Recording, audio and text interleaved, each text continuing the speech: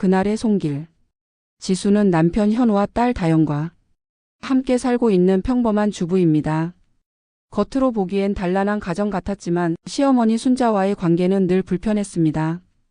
결혼 초기부터 순자는 지수를 못마땅하게 여기며 잔소리를 퍼부었고 지수는 그에 대한 반발로 속을 닫아버렸습니다. 그러던 어느 날 순자가 갑작스럽게 치매 진단을 받았습니다. 처음에는 그저 깜빡깜빡하는 것 같던 증상이 점점 심해지며 순자의 행동은 변해갔습니다. 그녀는 자꾸 집안 물건을 잃어버리고 심지어는 가족의 이름을 헷갈리기 시작했습니다. 하지만 순자는 자신이 아프다는 사실을 인정하지 않으려 했고 지수를 향한 날선 말투와 비난은 오히려 더 심해졌습니다. 내가 이 집에 들어오면서부터 내 인생이 망가진 것 같아. 순자의 말에 지수는 눈물을 삼켰습니다. 남편 현우는 회사 일로 집에 거의 없었고 지수는 홀로 모든 상황을 감당해야 했습니다. 그러던 어느 날 밤 순자가 집을 나가 돌아오지 않는 일이 벌어졌습니다.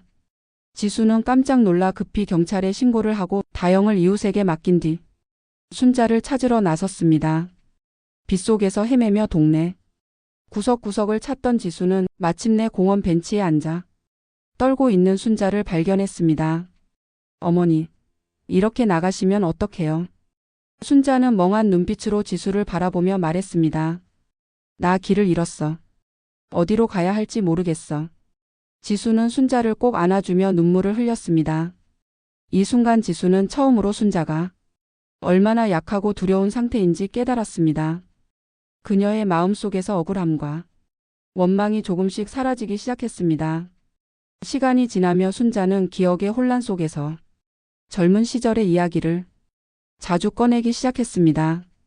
현우 아빠가 떠나고 나서 내가 얼마나 힘들었는지 알아? 그때는 밥 한 끼 먹는 것도 전쟁 같았어. 순자의 이야기를 들으며 지수는 그녀가 얼마나 고단한 삶을 살아왔는지 알게 되었습니다. 남편을 잃고 어린 아들을 키우기 위해 고생했던 순자의 삶은 지수에게 낯설면서도 가슴 아팠습니다.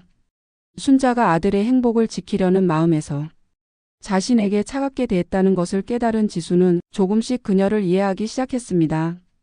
지수는 작은 노력으로 순자의 마음을 조금씩 열었습니다.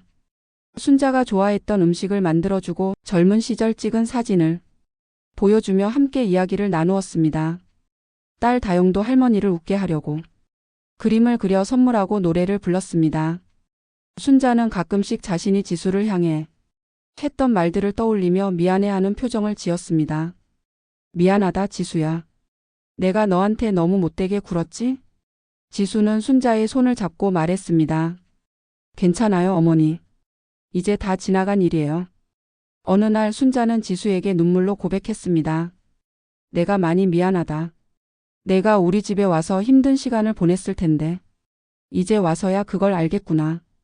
지수는 순자를 따뜻하게 안아주며 말했습니다. 어머니 이제 제가 끝까지 곁에 있을게요. 걱정하지 마세요. 순자와 지수는 그날 이후 더 가까워졌습니다. 순자가 기억을 점점 잃어갈수록 지수는 그녀를 더 아껴주고 돌보며 가족의 의미를 다시금 깨달았습니다. 시간이 흐르고 순자는 지수와 다영의 이름도 종종 잊어버리는 상태가 되었습니다. 하지만 지수는 늘 같은 자리에서 순자를 돌보며 그녀의 삶에 따뜻함을 더했습니다. 어느 날 다영이 순자에게 웃으며 말했습니다. 할머니 사랑해요. 순자는 잠시 멍하니 있다가 다영을 보며 환하게 웃었습니다. 짧은 순간이었지만 그 미소는 모든 걸 기억하고 있다는 듯 따뜻했습니다. 지수는 순자의 마지막 여정을 함께하며 진정한 가족의 의미를 깨달았습니다. 가족은 단순히 함께 사는 사람들이 아니라 서로를 이해하고 받아들이며 함께 살아가는 존재임을 느꼈습니다. 어머니 제가 어머니 곁에 있겠습니다. 끝까지요. 지수는 순자의 손을 꼭 잡고 미소 지었습니다. 그리고 그날의 손길은 지수와 순자의 마음에 오래도록 남았습니다.